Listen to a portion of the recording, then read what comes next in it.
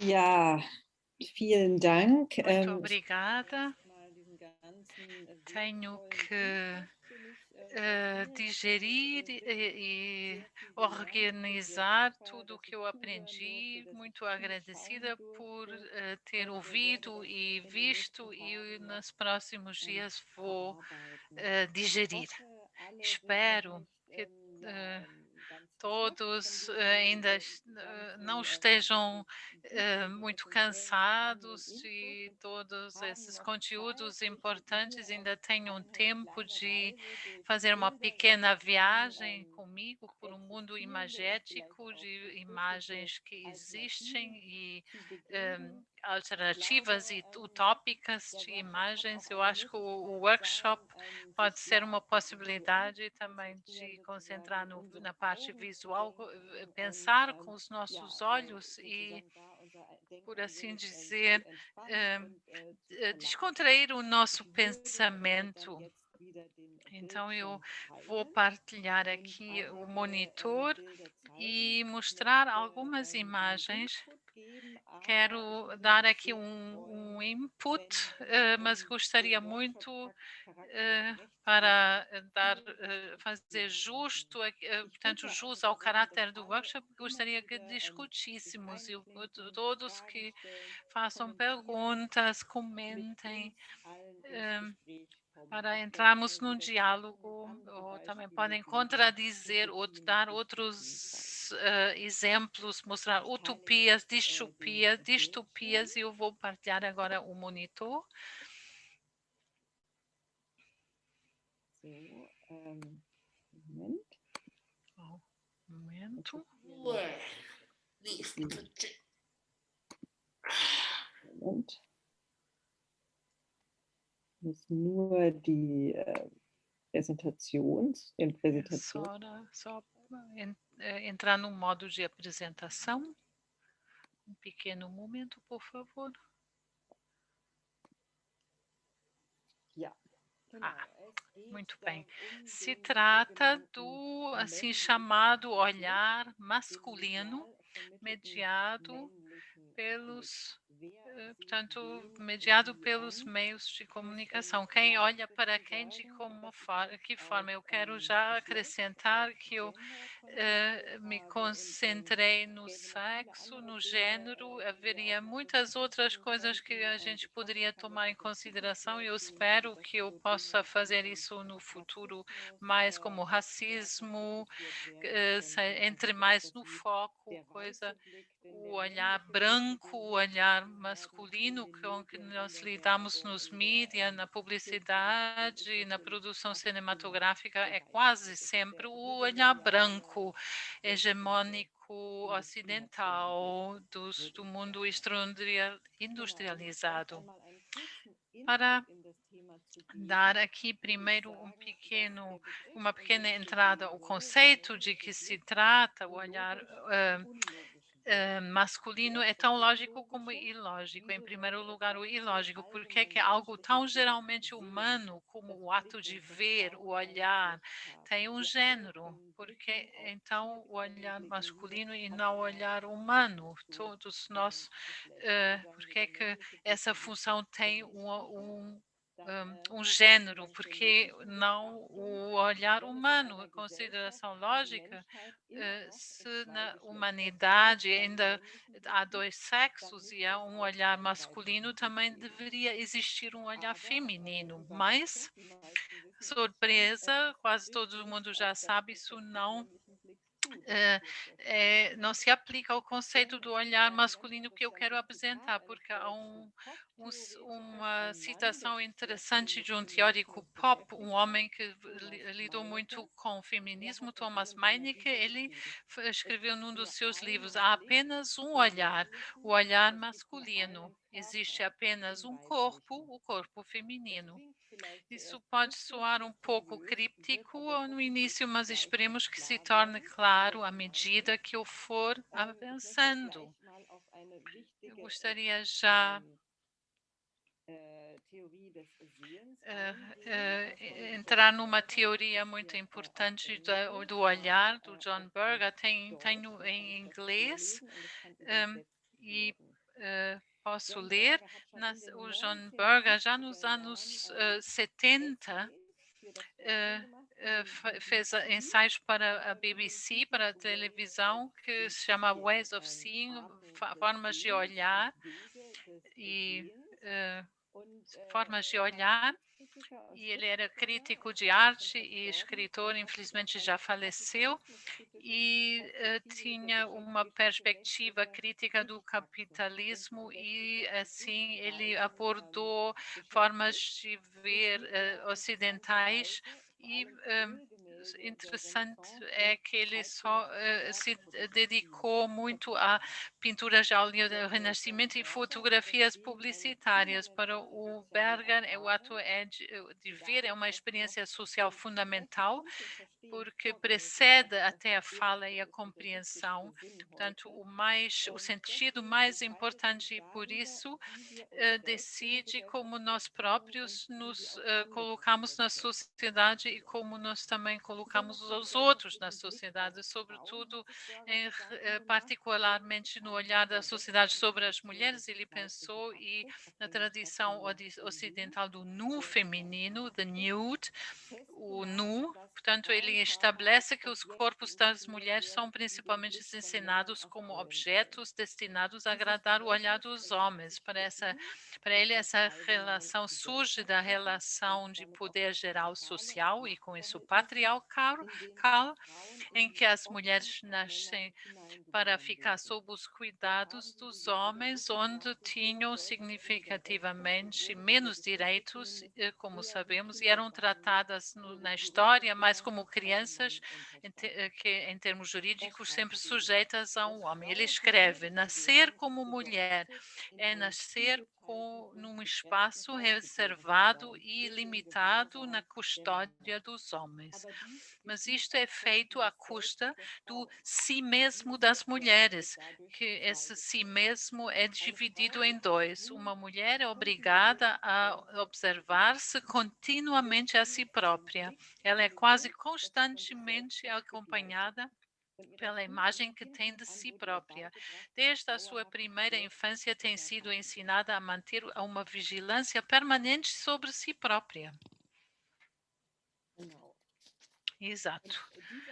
E esse fator da vigilância é particularmente interessante desde a nossa perspectiva atual, e o Berger já o apresentou assim nos anos 70, porque hoje estamos lidando com uma vigilância permanente que ele nem se tinha imaginado de uma forma rudimentar. Uma jovem feminista britânica, Laurie Penny, fala também do facto, no seu livro Unspeakable Things, Coisas Indizíveis, que as mulheres hoje em dia serem sujeitas a uma vigilância constante e aguda pelas exigências da autorrepresentação nas redes sociais, por um lado, e, por outro lado, pelas exigências rigorosas de uma feminilidade bem-sucedida. Isso é um conflito, ou seja, ela tem que ser sempre sexy,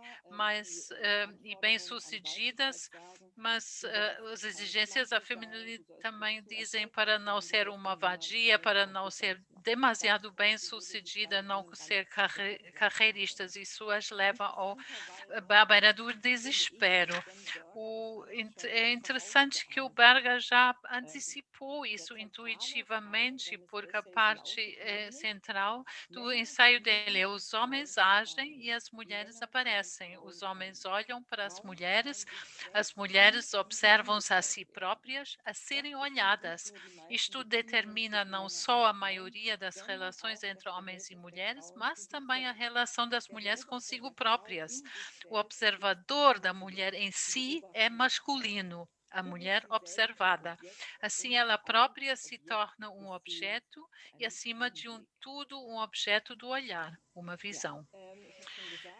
Já disse, o John Berger portanto, se debruçou muito sobre pinturas do Renascimento. Aqui um primeiro exemplo, vou já entrar mais em detalhe.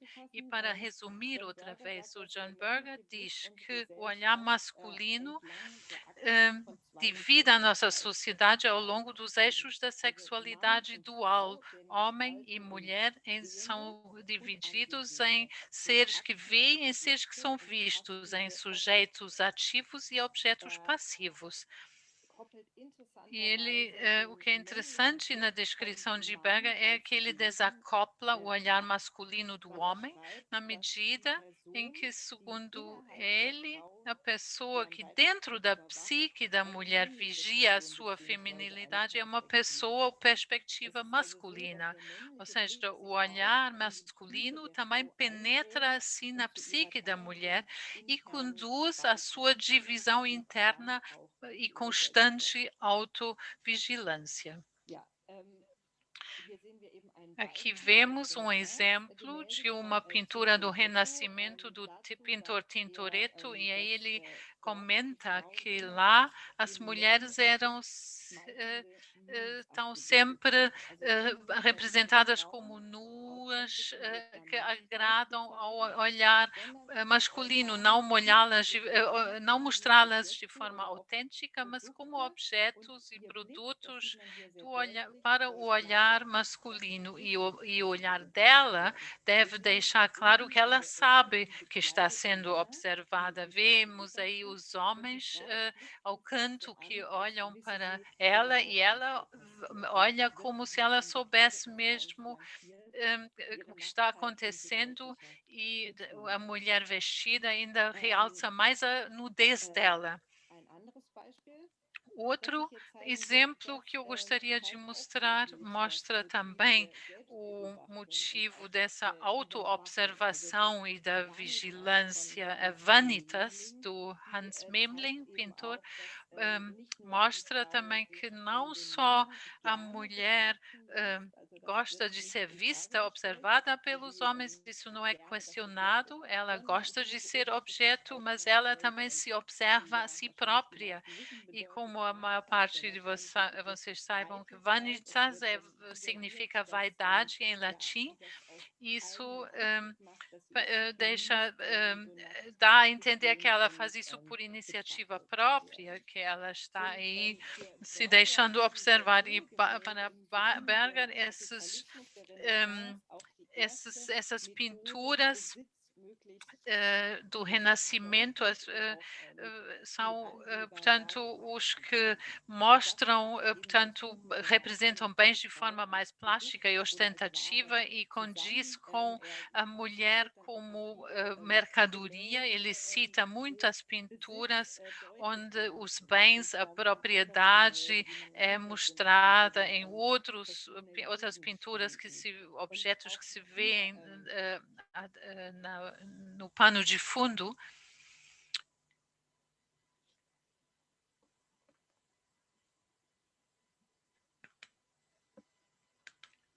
E aqui eu agora não ouço mais o som. Não posso traduzir porque o som falhou. Agora já voltou.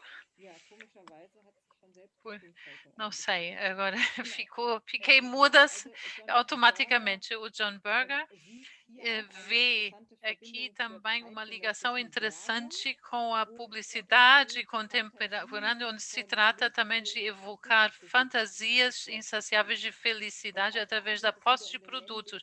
Também aqui o olhar masculino entra em jogo quando se trata de temas publicitários com mulheres retratadas como que parecem como produtos, como se a gente não comprasse o produto, mas sim a mulher. E ele diz isso é estratégia, compra o produto e ganha a moça, isso dirigido aos homens ou dirigido às mulheres. A mulher também deve também consumir no capitalismo, e para as mulheres a mensagem é compra o produto e fica assim como essa moça que está ali representada.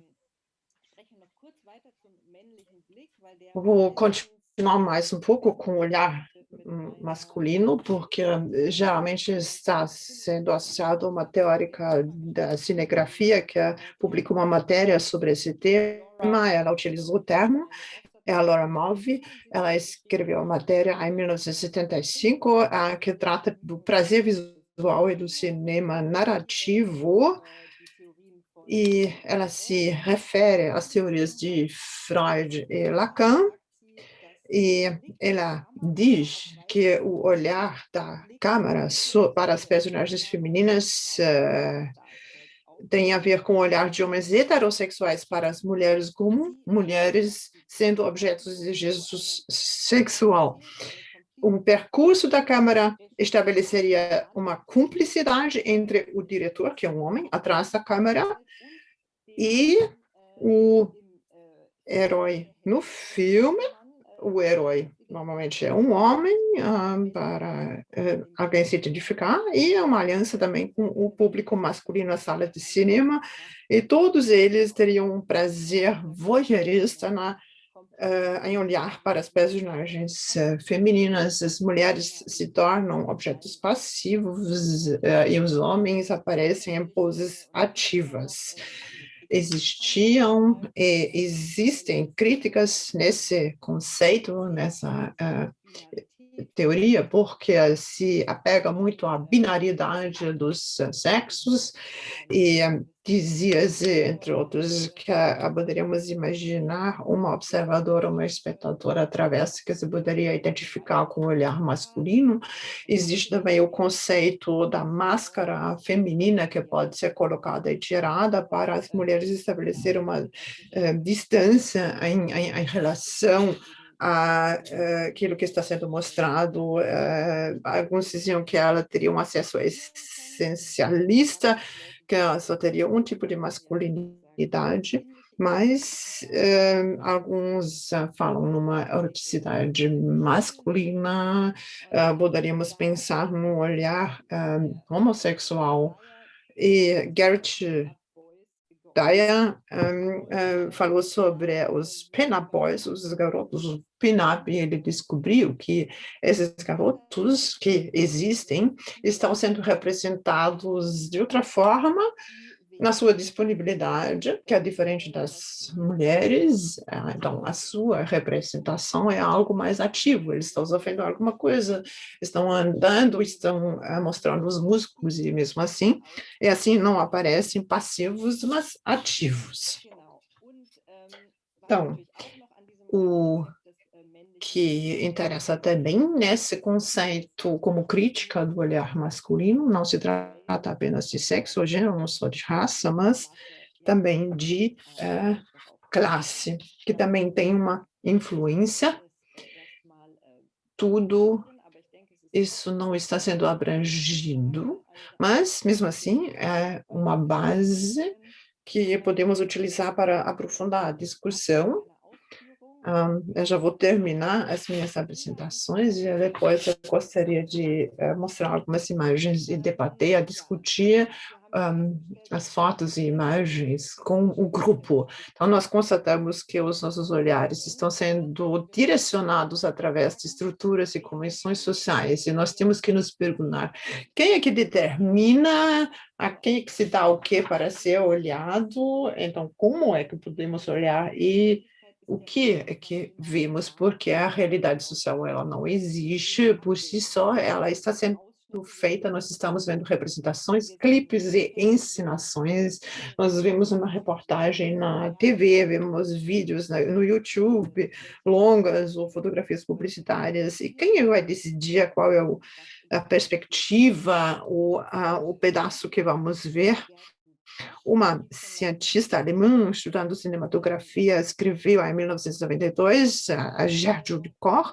Ela disse que o posicionamento é a posição, a atitude, o posicionamento de algo e em relação a algo, ou seja, a perspectiva da câmera, do realizador, do diretor, inclui uma posição, uma atitude em relação àquilo que está sendo mostrado. E, para finalizar, eu gostaria de lembrar Stuart Hall. Ele é um teórico britânico de estudos culturais, e ele entende a representação não somente como uma representação objetiva de algo, uma foto que mostraria uma realidade. Ele diz que isso sempre teria a ver com o more active labor of making things mean, ou seja, um trabalho mais ativo de fazer com que as coisas signifiquem algo, ou seja, o que está sendo visto deve ser carregado de significado e decodificado por aqueles que recebem a imagem. Então, isto a título introdutório, é aqui uma imagem que encaixa bem no nosso contexto. Eu gostaria de saber se já surgiram algumas perguntas, estou olhando para o chat.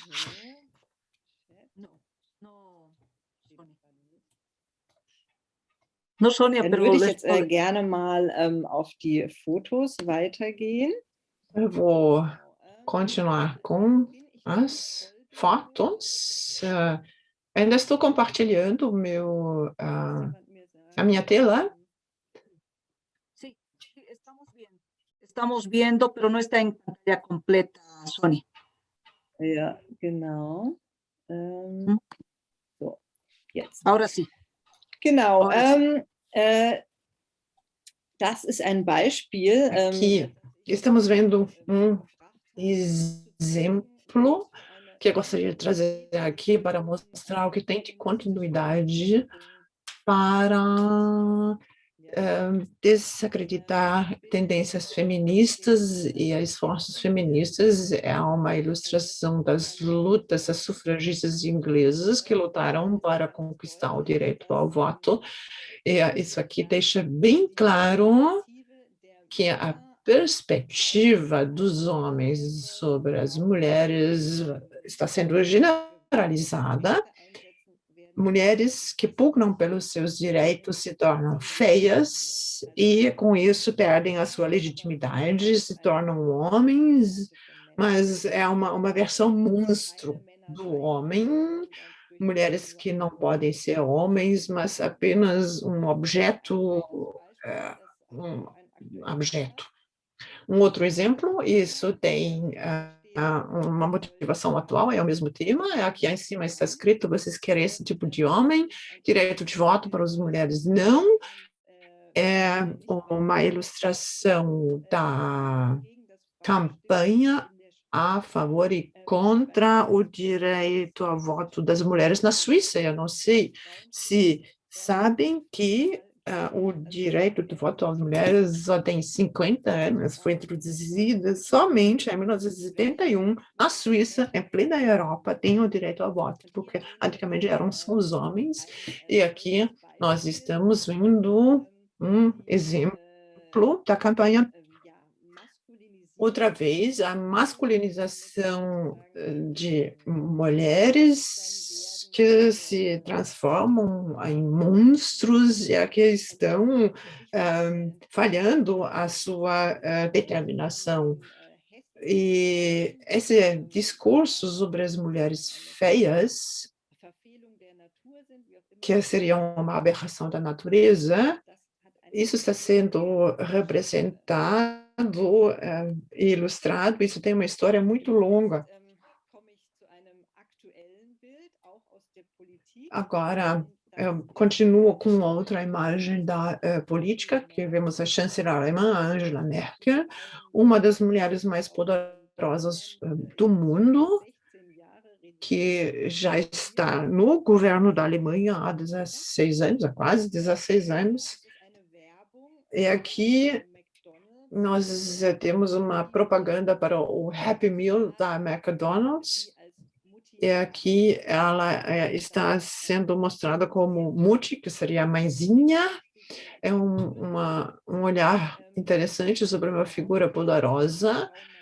É mostrada como mulher, não é como uma mulher no poder, mas como uma mulher que está cansada, que não sabe lidar os seus ministros, e é bem interessante como a Angela Merkel não tem filhos, como vocês sabem, é um grande tema, porque tem o grande mito da mãe alemã, da alemã mãe, e com as piores reflexões no tempo dos nazis. Então, ser mãe é muito importante, as mães deveriam ficar em casa, etc. E a Angela Merkel não tem filhos, isso está sendo tema. Então, ela é a mãezinha de toda a nação, e mãezinha, né, é uma designação pejorativa para uma pessoa que gosta de ficar em casa, que não é nada sexy. É o retrato de Angela Merkel. E depois surgiram estas imagens na mídia. Ali, ela entrou na ópera de Oslo e ela se mostrou de uma forma pela primeira vez, até como se fosse para provar que significa feminidade. Eu sinto olhar masculino e agora eu vou provar que eu também sou uma pessoa que permite uma leitura feminina. Isso me espanta, porque que se aplica também àquilo que eu falei no início. O corpo está sendo lido como corpo feminino e os políticos homens geralmente não têm corpo ou não interessa. E quando se trata de mulheres, quando se trata apenas de política, as aparências sempre estão sendo tematizadas. Então, eu gostaria também de perguntar às participantes se vocês têm observações semelhantes, como é que se lida na mídia, nos seus países, com pessoas ligadas à política e o que tem de estratégias.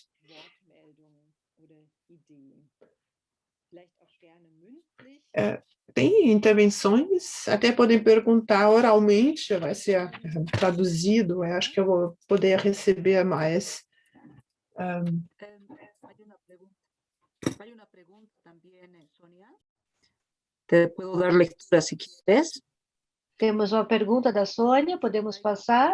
Sônia diz, eu tenho um tema, um tópico que ficou aqui ressoando da fala anterior, e o que se falou que é intranscendente para os feminismos e que eu não estou, com o qual não estou de acordo. O que acontece com as representações visuais das pessoas trans? Você pode responder essa primeira pergunta, Sônia?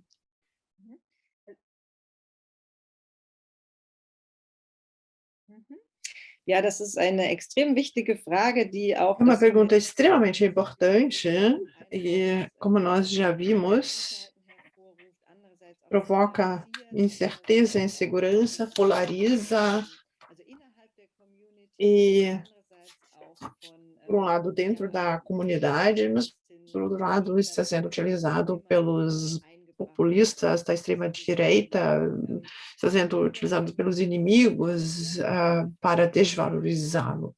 É uma pergunta extremamente importante, porque tudo que as pessoas querem saber e que as pessoas têm de convicção sobre sexo e gênero, geralmente provoca muito ódio também. E é por isso que eu acredito que há pessoas, como por exemplo a Angela Merkel, como nós estamos vendo nesse exemplo, há pessoas que se mostram com uma figura classicamente feminina na sua encenação para não preocupar as pessoas, para não inquietar as pessoas, para garantir que a antiga ordem social, que é importante, é querida por muitas pessoas, que oferece segurança, que oferece coordenadas para garantir que permaneça com as vertentes masculinas e femininas, e pessoas trans estão abalando essa segurança, essa estrutura consolidada. Quando se diz que não fica claro logo no nascimento qual o gênero da pessoa, o que a pessoa percebe em si pode ter um outro aspecto, pode ser produzido de outra forma. Isso traz muita insegurança para as pessoas. E a representação de pessoas trans, muitas vezes, quando pensamos, por exemplo, nas imagens, nas representações, muitas vezes são representações que discriminam, parece algo anatural, que não é apetitoso, que não é atrativo, algo que traz problemas, por um lado, mas por outro lado devemos dizer também que é o conceito da diversidade, da diversificação, funciona até no capitalismo. Existe um interesse por parte de muitas mídias progressivas e jovens e os serviços de streaming, como por exemplo Netflix, já implementaram a diversidade de forma exitosa na sua programação, não é nada ruim, isso é gratificante para muitas pessoas que se acham naquilo, e, por outro lado, mostra também que é uma proposta que pode funcionar no capitalismo, algo que pode ser vendido nos seriados, a Netflix, sobre pessoas trans ou queer na Nova York, da década de 80, sobre as communities e comunidades, isso está sendo apresentado de uma forma excelente e esteticamente bonita, mas é uma representação que funciona na tela, onde é algo atrativo, por um lado, é bacana, por essas imagens existirem, para substituir imagens que discriminam, mas, por outro lado, é algo que está sendo transformado em mercadoria. Isso responde à sua pergunta ou tem mais perguntas a respeito? Obrigada, Sônia.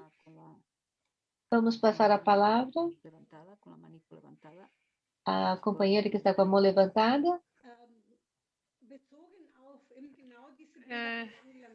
Referindo-me àquelas imagens da Ângela, eu vivi no Chile e em Venezuela, eu agora há 35 anos na Alemanha, e da perspectiva de Alemanha, esses estereótipos e para branco, eu queria escrever a pergunta que estamos discutindo, quem tem os sistemas políticos, quem tem também, quem inventou isso, quem pôs na prática e controla isso de forma hegemônica, e as mulheres que chegam ao poder têm aqueles tutores que são trans ou que são discriminatórias para trans, e do pouco material que eu li, começou. Sabemos que, por exemplo, no México, há outras comunidades com transexuais e que são aceites ou até são desejadas. Isso é isso que se propagou na América Latina, e mesmo na elite. E isso,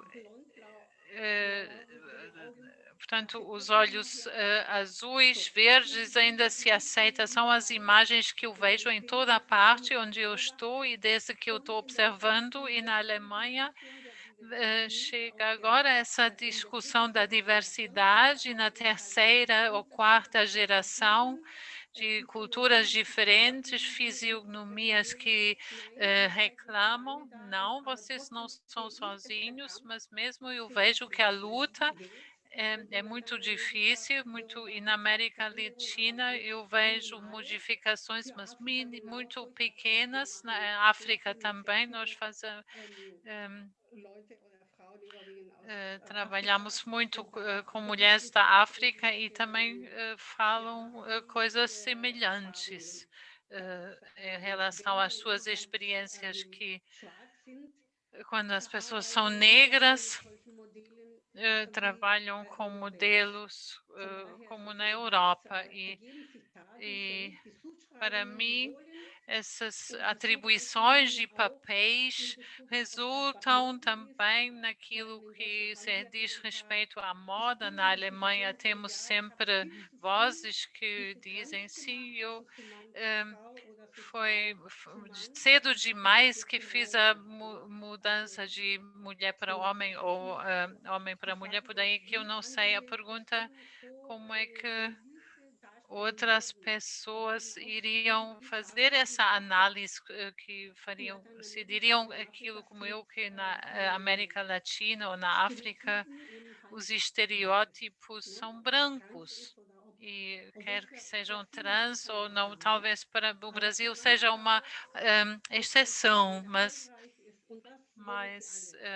isso todos querem, e mesmo os narizes, e como o Michael Jackson, no meu doutoramento eu falei o síndrome do Michael Jackson, que querem ser brancos. Muito obrigada.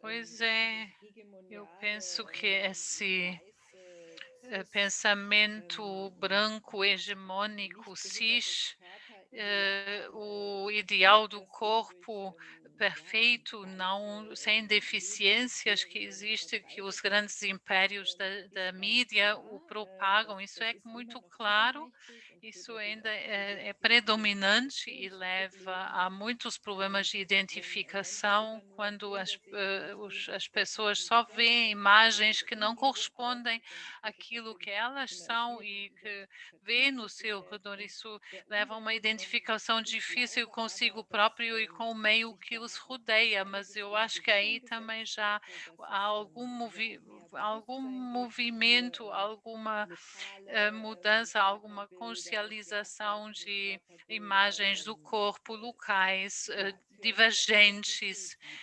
diversidade. E mesmo aí eu diria, e ainda não soluciona todos os problemas. Para muitas pessoas é um passo importante de empoderamento de si próprios. Em Berlim, por exemplo, perto de onde eu moro, há uma loja nova de brinquedos para crianças, para pessoas de cor, e mesmo para pessoas que não querem que os seus filhos só brinquem e só cresçam com livros para brancos.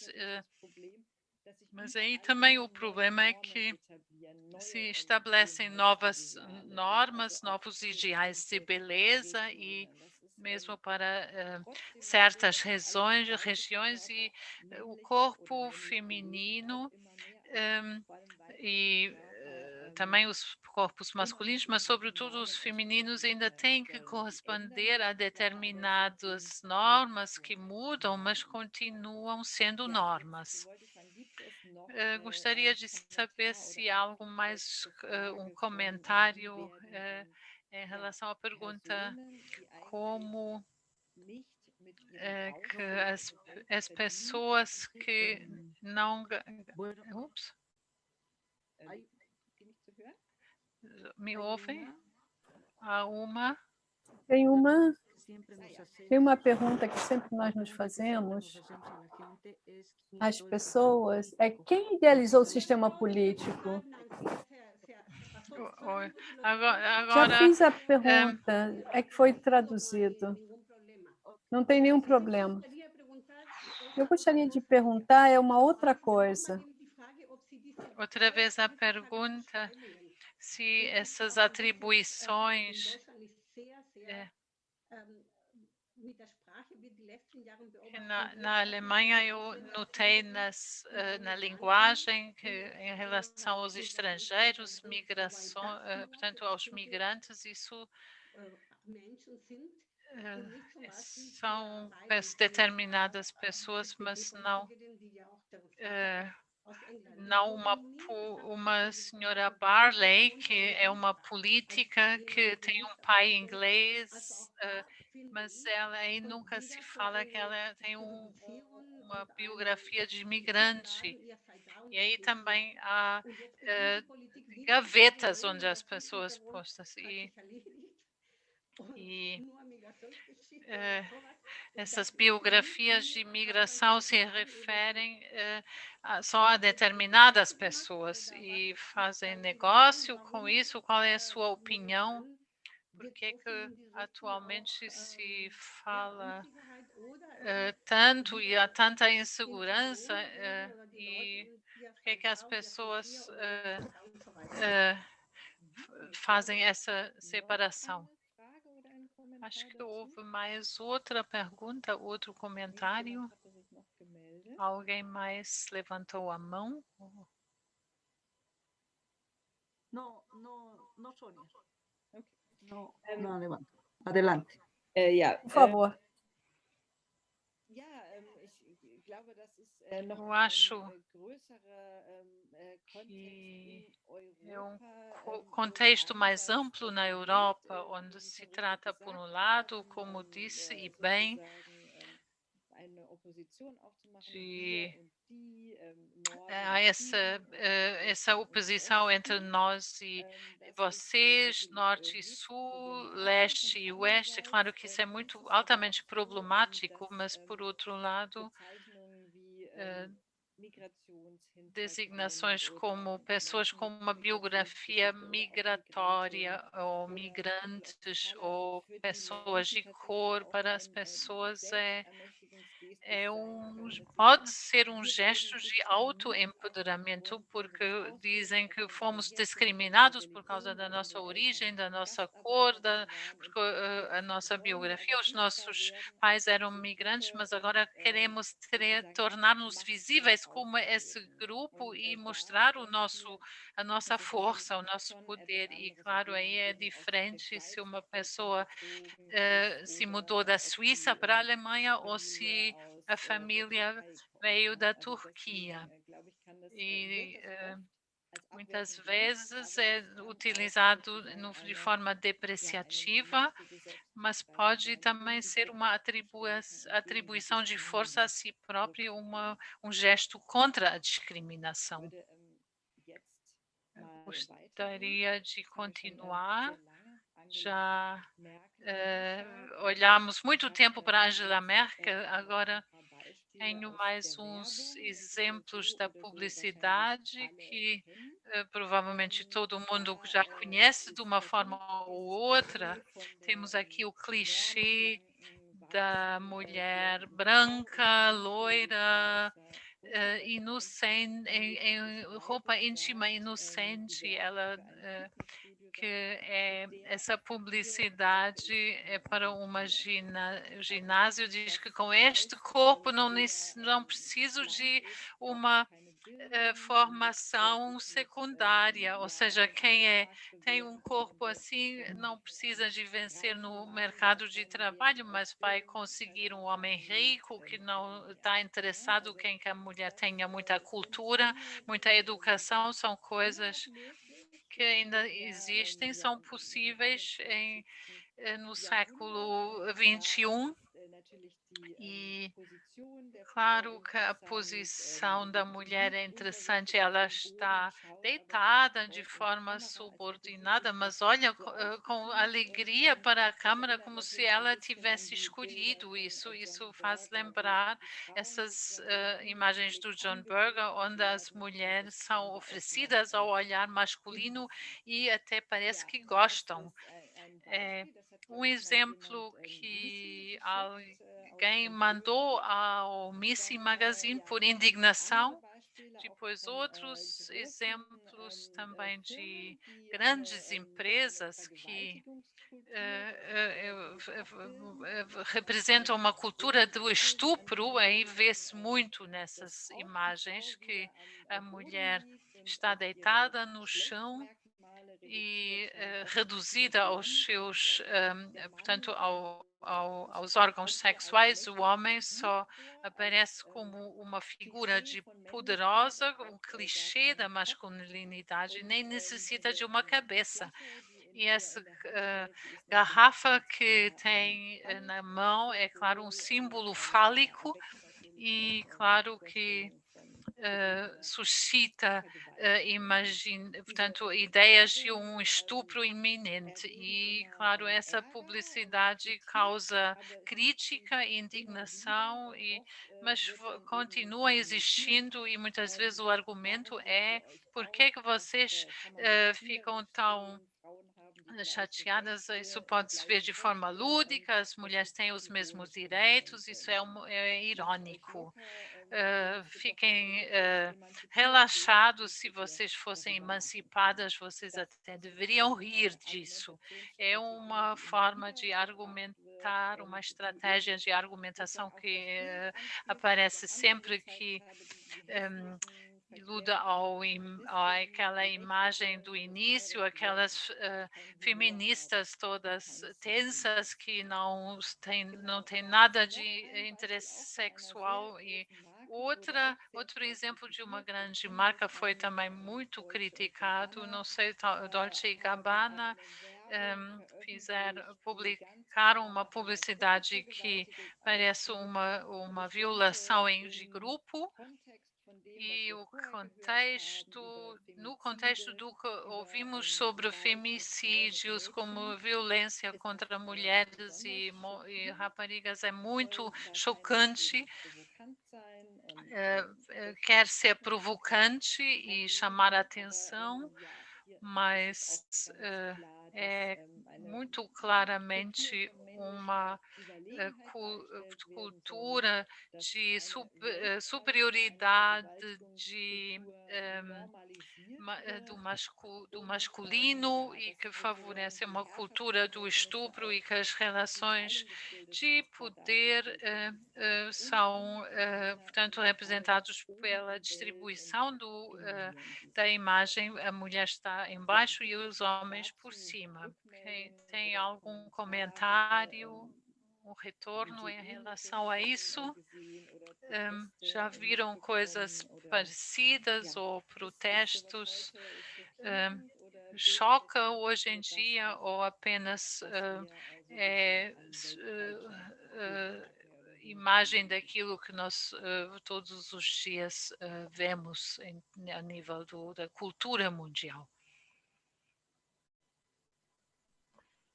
As provocações estão lançadas por Sônia, não? Bom, são muitas provocações da Sônia sobre essas imagens, principalmente da publicidade. Temos alguns participantes da plataforma que escreveram no chat, ou também levantaram a mão. Vamos alternar os critérios de passar a palavra.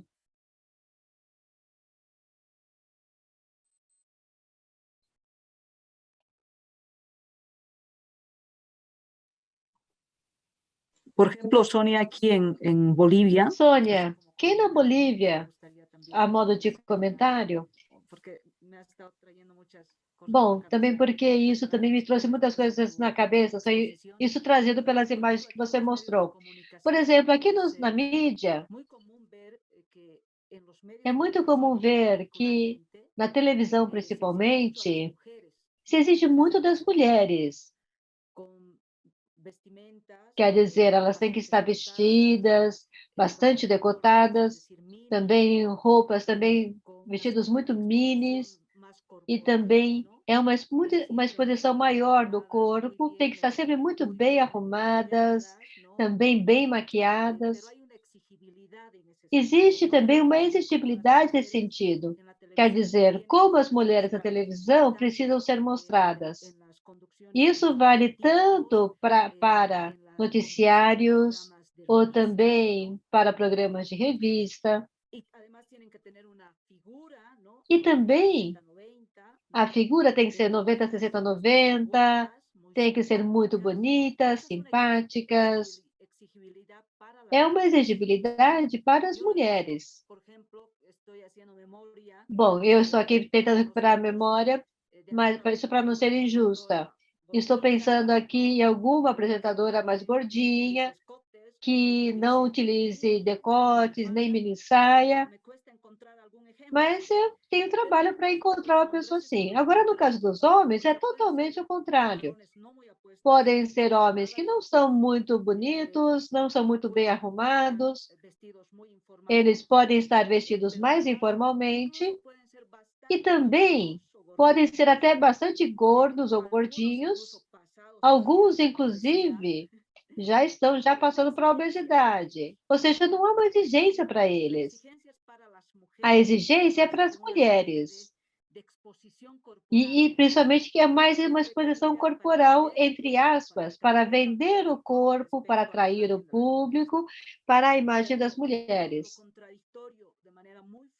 Agora, o que é contraditório e muito forte é como essa exigibilidade ou esses códigos não são iguais para os homens. Os homens podem ser um pouco carecas, podem utilizar óculos, podem ser gordinhos, mais baixos, mas as mulheres têm que ser altas, 90, 60, 90, e os homens não.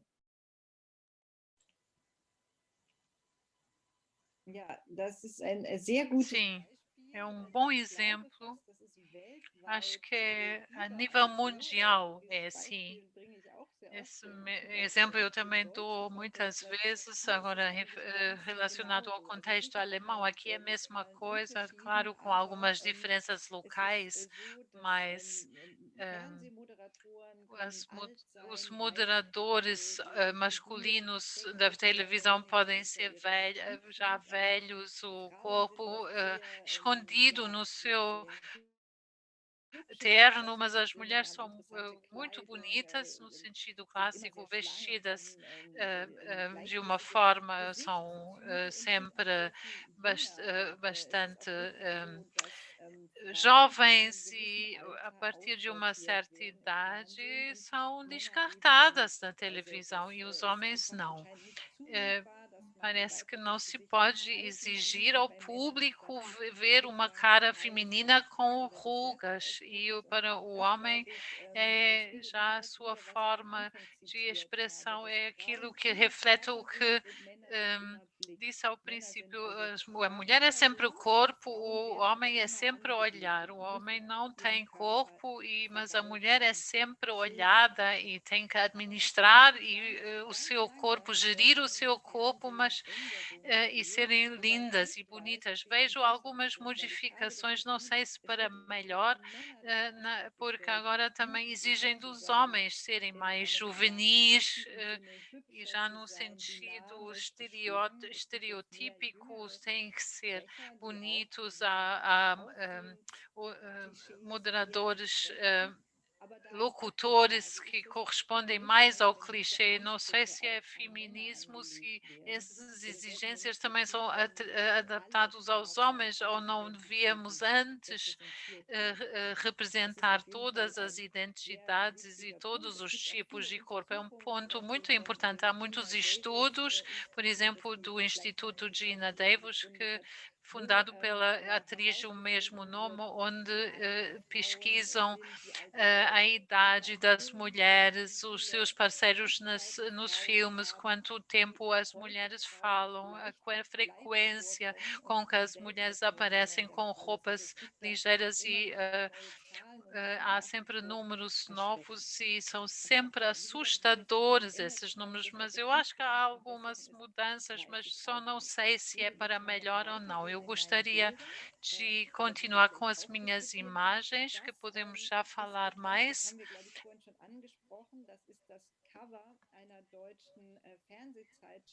Aqui, nós estamos vendo a capa de uma revista com o programa de TV. Alguém falou que essas mulheres são sempre iguais, independentemente de quem aparece. Antigamente só havia mulheres loiras, agora tem uns com cabelo mais escuro.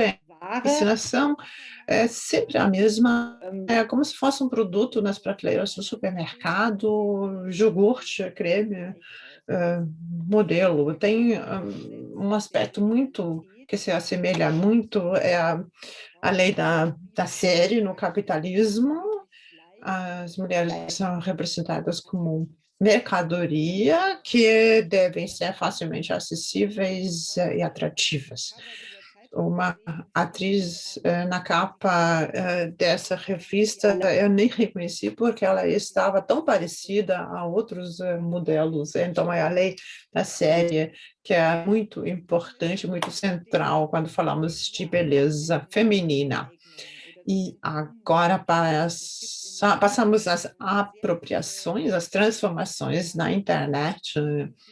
Tem muitas iniciativas que se dedicam a inversão do gênero, do sexo, de inversão do gênero, e aqui vemos o resultado que acontece quando invertemos, quando mudamos o gênero. Aqui se trata de uma história de quadrinhos, uma figura vigorosa, onde as mulheres geralmente são representadas como mulheres muito sexualizadas, mesmo sendo poderosas, mas não deixam de ser objeto.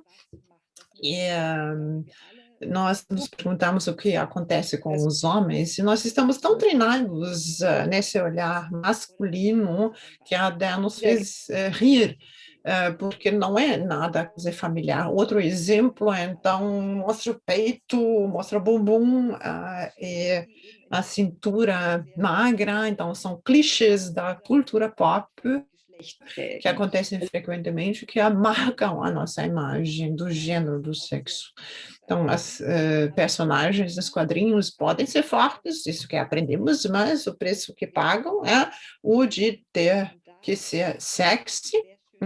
Não são vistas de outra forma. Aqui se mostra muito bem o que acontece quando os homens são sexualizados da mesma forma, mais alguns exemplos, o que acontece quando trocamos o gênero. É um método muito simples, mas eu creio que é super eficaz.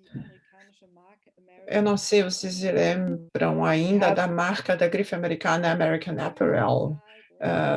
Disse que sempre pagaram bem, tinha a remuneração justa, um tratamento justo, mas, por outro lado, eram muito sexistas e o chefe foi levado para o tribunal por praticar violência sexualizada. Isso se percebe muito bem na propaganda deles, uma exigência progressiva do que eles têm consigo próprio, e nós podemos perguntar até que ponto é que os meios alternativos são mais sexistas ou menos sexistas, se o meio esquerdo é menos ou mais sexista. É um excelente exemplo, é uma pornografização do olhar, se não um exemplo de rituais de violação, porque tem uma pose da mulher como mercadoria que se oferece, como se não fosse de sua livre vontade. E quando colocamos uma personagem masculina, então nós nos tornamos conscientes pelo conteúdo violento que aí se esconde. Outros exemplos, grandes marcas, Marc Jacobs, um grande designer americano, que utiliza a imagem da mulher, da cultura consumista, de algo que se deita fora. Isso tem a ver com violência que mata, é algo que choca, porque dá-nos a impressão de que a mulher é só uma parte, só existe uma parte, o resto do corpo dela não existe, ela está sendo jogada fora, lá dentro de um saco. E, por outro lado, se quer mostrar com isso que as mulheres estão loucas por compras, são vítimas do consumismo e gostariam de ficar deitadas na sacola de compras, e aí quando vemos, de repente, pernas de homem peludos, aí torna-se tudo mais claro. Eu tenho mais alguns exemplos do mesmo tipo. Aqui, a mesma coisa, uma grande marca onde o produto é colocado entre o seio feminino para chamar a atenção, para poder vender melhor. E um exemplo masculino, então, esse fator do prazer, do desejo se reduz de repente, porque o peito peludo dos homens não é geralmente associado com produtos com a qualidade de se vender bem, então apresenta logo um aspecto totalmente diferente. Um outro exemplo da American Apparel também tem roupa unissex, que se ajusta a homens e a mulheres, então a camisa azul está sendo para os homens, assim, é para as mulheres, a foto é essa, Isso nos mostra nitidamente como funciona a ensinação diferente para homens e mulheres. Os homens estão numa situação do dia a dia, eles estão atuando, fazendo alguma coisa, eles têm alguma eternidade. E aqui é uma mulher sem rosto, cabelo loiro, magra, semipelada, como se fosse um animal, um produto numa prateleira. Isso é algo que sobressai, é a mesmíssima camisa que está sendo mostrada.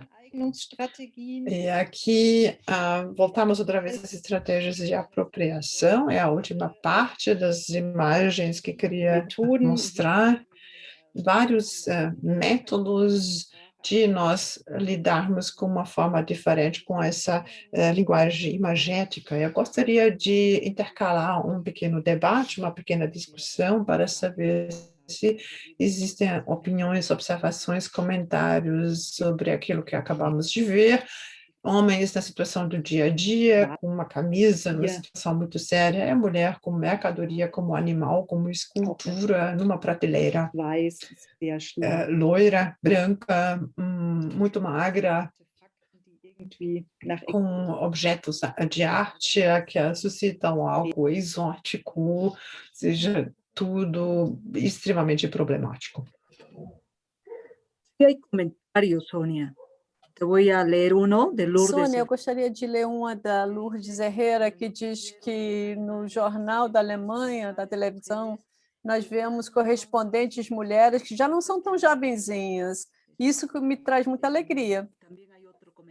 E tem um outro comentário aqui embaixo, de Corina Toledo. São belas, não no sentido clássico, mas no sentido europeu, no sentido do colonialismo.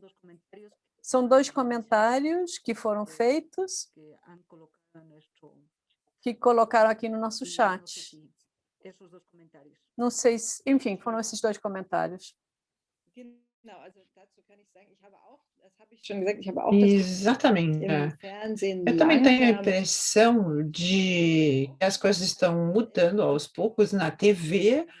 Já estou vendo mulheres de mais idade e homens mais jovens, mais novos. Eu espero que continue assim, que se reforce.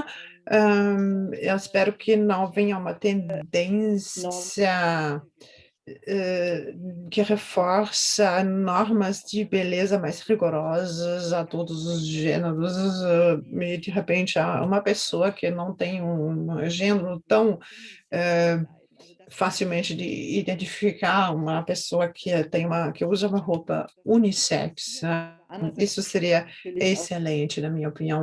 Estou acreditando que as coisas vão acontecendo, mas existe uma exigência de não admitir fronteiras que não sejam claras. Eu não entendi muito bem a questão sobre o ideal da beleza. É óbvio que o colonialismo prejudicou muito da minha relação à normatização, a adestramento de corpos, a ridicularização de outras formas de se viver.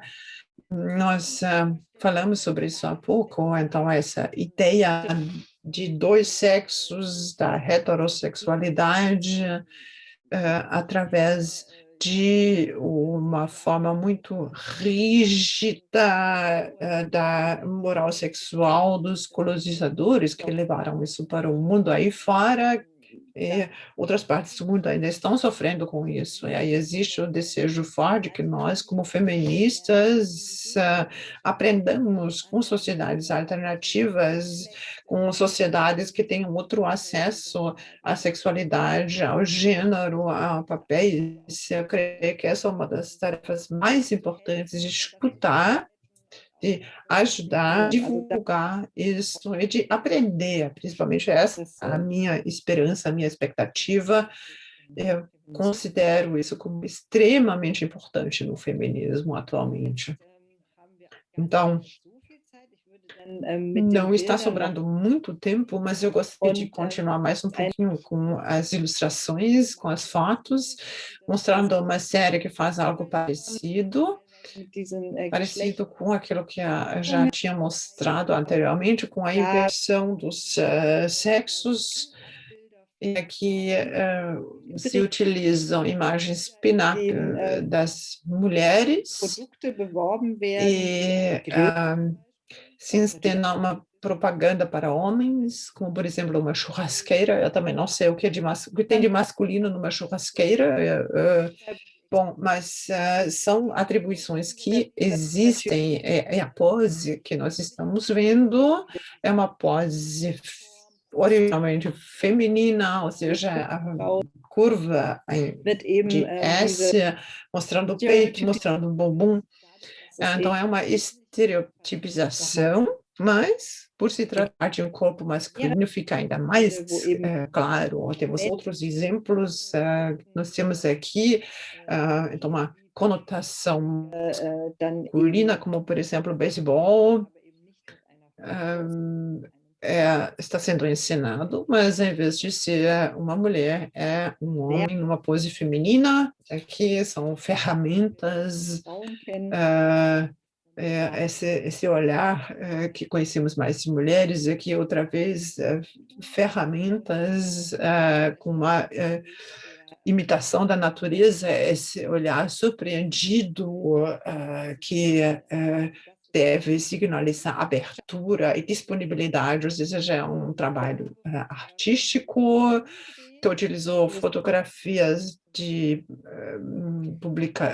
da publicidade que foram invertidas. Eu queria trazer mais um exemplo histórico de uma artista alemã que faleceu no ano passado, uma feminista que se chama Marianne Wex, e ela começou muito cedo a trabalhar com as ferramentas da pesquisa feminista, Feminist Research. Na altura ela não estava sendo reconhecida, mas agora tem cada vez mais pessoas no mundo artístico que estão apreciando ela. Na altura se dizia que não seria nada artístico, não seria arte. Ela gravou fotografias de pessoas na rua para mostrar poses femininas, a linguagem dos corpos femininos e masculinos. Ela fez uma série de fotografias para mostrar também o que tem em comum. O livro foi publicado em 1979, se chama Let's Take Back Our Space, vamos reconquistar o nosso espaço, linguagem corporal feminina e masculina como um resultado de estruturas patriarcais. O que eu considero muito interessante é que nós estamos vendo, só pela mera distribuição das fotos, que os homens estão ocupando mais espaço, tem menos homens nas fotos, porque precisam de mais espaço, um espaço mais largo, e eles se expandem no espaço, abrindo as pernas, hein? Tem aquela bela expressão do manspreading, que significa que os homens abrem as pernas e as mulheres fecham, encostam os joelhos para não ocupar tanto espaço e porque elas devem aparecer como mulheres decorosas, bem educadas, para não surgir uma pergunta em relação à sua moral sexual. E aí, na década de 1970, já existem várias séries que deixam bem claro que são coisas estruturais e não individuais, que tem a ver com a sociedade, que ensina, que nos dá uma recompensa ou que nos castiga. São aqui outras posições onde ela disse às mulheres para assumirem posições masculinas e os homens posições femininas. Algumas posições são familiares, outras não. Também sorrir também é uma conotação feminina, porque as mulheres querem sempre ser sociáveis, querem ser amáveis, é trabalho emocional, isso não se exige tanto dos homens como das mulheres. Pois é, e agora já cheguei à parte final, portanto, os contra-exemplos da prática que eu trouxe. Eu tenho uma capa do Missy Magazine, onde nós nos esforçamos por quebrar com a representação das caras de mulheres. É aqui muito vago, muito desfocado, não é tão claro. A mulher não olha para nós, para o espectador, não se estabelece uma relação, pode ser um ser de um outro universo, e é isso o que a artista Shy Girl escolheu para ela. Eu perguntei-me primeiro se isso dá para comprar, para vender como capa, porque as pessoas estão tão acostumadas a que as mulheres olhem para isso. É assim, parece quase um extraterrestre, mas eu acho que funciona muito bem e questiona com as nossas os nossos costumes e olhar, e uma forma muito produtiva de lidar com perspectivas, com olhares. Isto é um exemplo do Brasil, uma série de fotos que publicamos na nossa revista há tempo, aí também estávamos interessadas. Outros também o fazem, mas é raro ainda que corpo, pessoas finas de todas as cores e de todas as formas, não só, e também fotografado de forma autodeterminada, que faz parte dessa comunidade e determinou isso, e também a solidariedade que mostrada, que une essas mulheres, o carinho, o afeto, o amor, que muitas vezes é privada aos corpos normatizados. É uma protesta contra isso, que essa ternura no olhar não é dado a essas mulheres. Outro exemplo onde também há essa serialidade que eu mencionei mesmo nas capas dessa revista televisiva alemã, e aqui isso é referenciado, portanto faz referência a isso, mas por outro lado subverte essa ideia das mulheres descartáveis, porque são muito individuais, essas muito fortes, e se opõem a esse caráter de produto, são corpos que determinam eles próprios como querem ser mostrados, e é uma coisa que ainda acontece muito raramente, sobretudo nas mídias do mainstream, aí não se vê com frequência. Depois falamos muito sobre identidades trans, é a nossa, portanto, a parte Style Night, onde mostramos pessoas com uma forma de se vestir muito própria. Uma mulher trans, Michaela Dudley, que ela diz, ela é uma pessoa com ela não diz que é uma pessoa com com um pano de fundo migratório. Ela diz que é uma expressão muito usada na Alemanha, e ela diz que é uma mulher que não tem um pano de fundo de menstruação, porque ela não tem. E aqui nós no Missy mostrar as pessoas transexuais em todas as suas encenações e dar-lhes visibilidade. E já vejo aí uma pergunta surgindo. Vamos ouvir, ou a mão ainda está levantada desde há pouco? É especial. Podemos prosseguir depois que terminar essa apresentação. foi interessante saber quem está por detrás dessa publicidade que acaba de mostrar que sexualizada. Eu ouvi que a maior parte das pessoas que estão na publicidade são homossexuais, não sei, homens que não se podem identificar. Como é que é possível na Alemanha, onde eu já vivo há muito tempo, e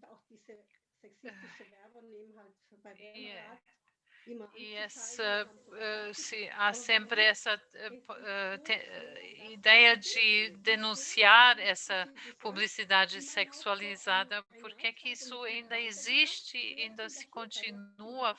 Quem está por detrás? Quem é que faz essa publicidade na Alemanha? Obrigada. Que as imagens que são criadas com isso não tem tanto a ver com a orientação sexual dos produtores. Eu acho que também há mulheres que produzem publicidade sexista. Eu acho que isso tem muito a ver com o olhar masculino que todos nós aprendemos com a sexualidade feminina, conseguimos vender produtos com o corpo feminino, conseguimos vender produtos porque são identificados e a sexualidade é muitas vezes identificada com o corpo feminino e por isso a publicidade é produzida dessa forma. Há sempre tentativas de evitar isso, de impedir isso, mas isso é muito mais difícil porque aí os limites não são muito definidos, é muito difícil definir claramente o que é sexista, o que não, porque não há regras tão claras como, por exemplo, em relação à pergunta quando o salário que é pago a uma pessoa ou outros critérios jurídicos. Há pessoas que trabalham nisso e que tentam definir, encontrar uma definição, mas eu acho que é mais difícil porque isso se passa no nível simbólico e temos que conseguir uma mudança da consciência e oferecer alternativas para que as pessoas simplesmente deixem de querer ver isso e se interessem por conceitos alternativos. É um desafio também do feminismo moderno. Claro, por um lado, temos que lutar no nível no jurídico, mas também no nível simbólico, o que muita gente não acha tão importante, mas é uma coisa que nos rodeia todos os dias quando pensamos portanto, nas imagens, e é preciso a reflexão porque nas lutas feministas é preciso também pensar nesse nível, na nossa percepção do género, como nós percebemos os nossos papéis na sociedade. Muito obrigada. E já estou chegando ao fim. É um exemplo também de uma crônica do Amici, onde se trata do papel de papéis e não se trata dos progenitores masculinos, mas quando se trata de crianças, aqui não se mostra uma mãe, mas sim um pai que não é assim muito elegante, nem muito branco e não muito competente. Isso também é um passo nessa direção de poder se normalizar certas coisas que quando se pensa em pais não se pensa logo em mães, mas também a responsabilidade também compete aos homens. Eu acho que com imagens se pode conseguir muita coisa, porque as imagens têm um efeito muito direto, não é preciso ler um texto, nem é preciso refletir. Essa imagem eu mostrei há pouco, outra forma de romper com os estereótipos de gênero é mostrar figuras que não têm sexo nenhum, que ou não se sabe, onde a gente brinca com formas e se inventa identidades novas, totalmente novas, e isso fazemos na missa. E eu gosto muito quando não se pensa logo, opa, isso é uma figura masculina ou feminina, ou é uma forma qualquer que podemos logo identificar, mas em que fica em aberto, e isso pode ser muito inspirador e muito simpático. E chego ao fim, é um exemplo de um vídeo de uma dupla queer da Suíça que lidam com questões de visibilidade no sentido de desaparecimento. Ao princípio, eu falei na vigilância permanente que nós sofremos pelos mídias e pelas câmaras de vigilância que existem em muitas cidades. Então, não é preciso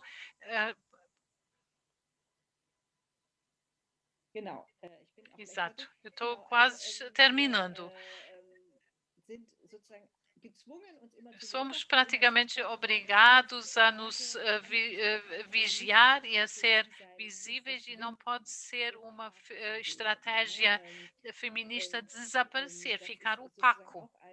Também é um conceito que se pode aplicar de forma feminista, o direito de não ser visto, de desaparecer. Última imagem, muito bonito, com esta cor.